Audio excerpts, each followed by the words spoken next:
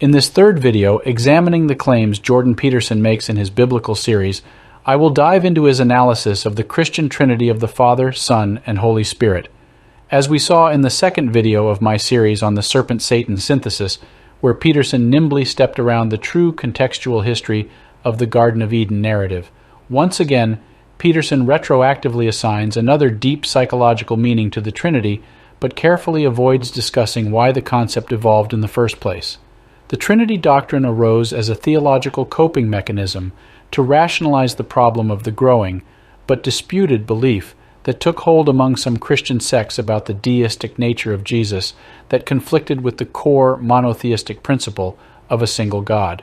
This is a particularly relevant fact of Christian history and faith, as beliefs in the divinity of Jesus were neither original to his ministry nor universally accepted. Even today, Mormons and Unitarians reject the Trinitarian doctrine. All the Gospels were written in Greek, and it was with Greek Christians that the Trinity became officially sanctioned Orthodox canon, but not until the ecumenical councils of the 4th and 5th centuries. Pauline Christianity took hold in the Greek-speaking communities of the Roman Empire, and it was here that the notions of the divinity of Jesus arose as a result of the corruption of the Jewish title Son of God being filtered through the lens of Greek mythology. Consider the stories of Zeus impregnating mortal women and siring demigods like Perseus, and it was this frame of reference which then influenced how early Greek Christians interpreted Son of God, literally transforming Jesus from a man into a deity. Not surprisingly then, it was a Greek concept known as the Logos that was incorporated into the opening verses of the book of John. In the beginning was the Word. The Logos concept is firmly rooted in Greek philosophy, and it was the Jewish philosopher Philo of Alexandria who brought it into Judaism, where it went on to influence the author of the book of John. Additionally, John is the outlier among the 4 Gospels, as it is completely different in tone from the other 3, hyping the deification of Jesus, and widely disregarded by Christian scholars as a legitimate portrayal of the life and sayings of Jesus. In Greek philosophy, logos is associated with reason, and it was used in attempts to rationalize the existence of the gods, whereas in the book of John it is used to manifest God in the flesh, but as we will see, Peterson claims it represents consciousness. But Peterson is overcomplicating the concept with needless psychological insights that don't apply, and using lots of fancy jargon to dupe his audience. Right, so these are all, what would you say, glimpses of the transcendent ideal. That's the right way of thinking about it. They're glimpses of the transcendent ideal. And all of them have a specific meaning. And, well, in part what we're going to do is go over that meaning as we continue with this series. And so what we've got now is a brief description, at least, of what this is. In the beginning, God created the heavens and the earth. We know it's associated with the Logos in this sequence of stories. We know it's associated with the Word and with consciousness, and we know that it's associated with whatever God is. In the preceding clip, Peterson mentions the Logos, but he is conflating Genesis 1, in the beginning, with John 1, in the beginning was the Word. To a certain degree, it is acceptable to make this comparison, as Professor Bart Ehrman notes in his blog, about the similarities between these two passages. Here again, Peterson is hinting at his underlying Christian ideology and motivations in his attempts to provide a psychological significance. Further, Peterson's assertion that the Logos is associated with consciousness is taken directly from Jung's interpretation. From the Christian perspective, there's 3 elements. One seems to have something to do with tradition. And so that's God the Father. And that's partly the embodiment, I would say, of the human being. And that's an ancient thing. And it's also partly the embodiment of the tradition of human beings, which is also a very ancient thing. And that's the structure, as I said. It's the structure that consciousness emerges from that enables us to grapple with the unknown as such. And then there's the intermediary between that and Christ, say, that's the Holy Spirit, that's that bird.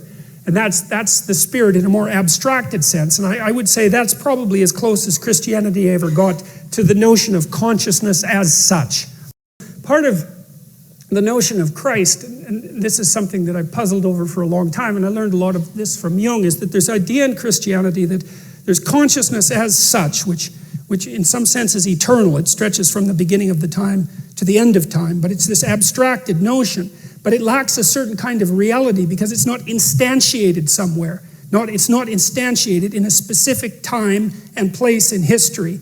And so the idea of the Son, the third part of the Trinity, or one of the three parts of the Trinity, is the notion that tradition and consciousness as such also has to be embedded in history in a particular time and place.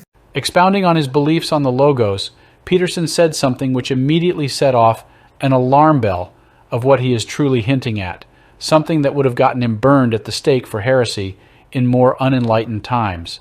Peterson stated, and that means that the law itself is written as if we each contain a spark of divinity. And so then I think, well, what is that divinity? And in the Christian worldview, well, that's the Logos. That's the true speech that brings forth habitable and good order from the chaos of potential. This spark of divinity is a definitively Gnostic viewpoint, and this is when the other shoe drops. While Peterson does admit in the earlier clip, I learned a lot of this from Jung, he once again fails to be truly honest with his audience about his messaging. It is well documented that Jung had Gnostic beliefs about Christianity, and a strong case can be made that Peterson is, in fact, making a direct Gnostic claim. Each person has a spark of the divine within. Now, it could be claimed he is speaking in the metaphorical sense that we are made in God's image, or that we are filled with the Holy Spirit. However, Peterson is directly parroting, again, Jung's Gnostic ideas in the above segment. A pattern of behavior is emerging with Peterson, as shown in my first video about his evasiveness on his beliefs, and in my second of lying by omission about Satan in the garden story. Nowhere in the 15-part series does Peterson ever once admit that he is putting forth Jung's Gnostic Christianity, and it is worth asking why. Why is Peterson afraid to be forthright about what he's really trying to say? Why is so much of what he is presenting as nominally the psychological significance a purely Christian interpretation that completely ignores the original context of these stories? And why does he not just come out and be honest about his intentions? Others have also picked up on Peterson's Gnostic messaging, and it makes me wonder just how many people he thought he could fool with his psycho-religious heresy. Perhaps he felt he only needed to bamboozle his audience, and he was unconcerned with the scholars who would unmask his charade after the fact. His tactics are a telling sign, and a clinical psychologist ought to be able to discern his own intellectual dishonesty in this regard. If you like my content, please like and subscribe to get notified of new videos. Please also consider supporting my work by becoming a Patreon sponsor. You can also find me on the following platforms: